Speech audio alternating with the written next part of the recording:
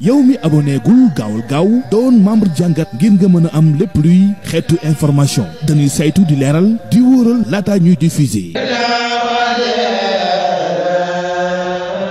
mu di seen information jëm si wàllu religion magal gàmmu cant ak it ay waxtaan si wàllu diine yu fasantikoo jàngat moo leen indil information politique ay chronique ay gëstu reportage micro trottoir information société lépp lu askan wi di dund di ngeen ko am 24 heures sur 24. jàngat mooy seen jotaay bi leen di gunge saa su nekk ngeen di am suñu information si anam yu wóor te leer aboneel gaaw bësal cloche bi doon membre ba faw.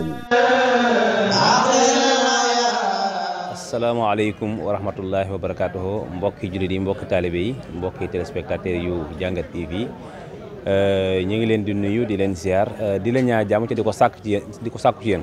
tey nag ñoo ngi fii ci Njaaréem Bokkatal Mubaarak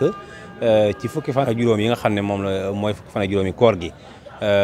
ci ëtt bi nga xam ne nag mooy ëttub kër sëriñ Mababou Gueye ku ne xam na ne ndogu yi nga xam ne nag waa kër sëñ Mababou dañ koy amal ci diirub koor gi yëpp tàmbalee ko ci bis bi nga xam ne moom moo njëkk ci koor gi ba ci bis bi nga xam ne moom moo ci mujj waaye nag rawatina nag bis bi nga xam ne mooy fukki fan ak juróomi koor gi nga xamante si ni maa ay taalibe yu bëree bëri yoo xamante si ni dañoo aju ci kër gi waaye nekk ci ay gox yu fasantikoo yu sori yoo xamante si ni xëy na ñëw bis bu yàlla sàkk jàppandiwut ci ñoom tax na bu fukki fan ak juróomi dajee nag jotee nag ñoom ñëpp ñu maasee daje fii nga xam ne mooy pencum kër sëñ Mababou Gueye bu ko defee nag ñu àndandoo def li nga xam ne mooy yóbbu ay ndogu buñ xëyee nag daal di fiy jàng alxuraan def ay berne yoo xamante si ni buñ demee nag ba ngoon jot nag ñu àndandoo ñoom ñëpp nag daal di yóbbu ndogu yi nag fi nga xam ne si ni mooy kër Cheikh Mouhamadal Basir gii ci pencum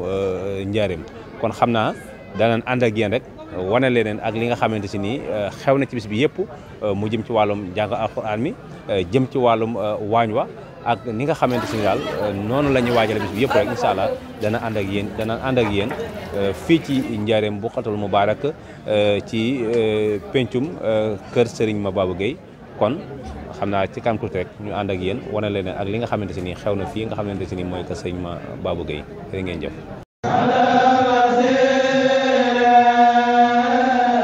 yow mi abonné gul gaawul gaaw doon membre jàngat ngir nga mën a am lépp luy xeetu information dañuy saytu di leeral di wóoral laata ñuy diffuser.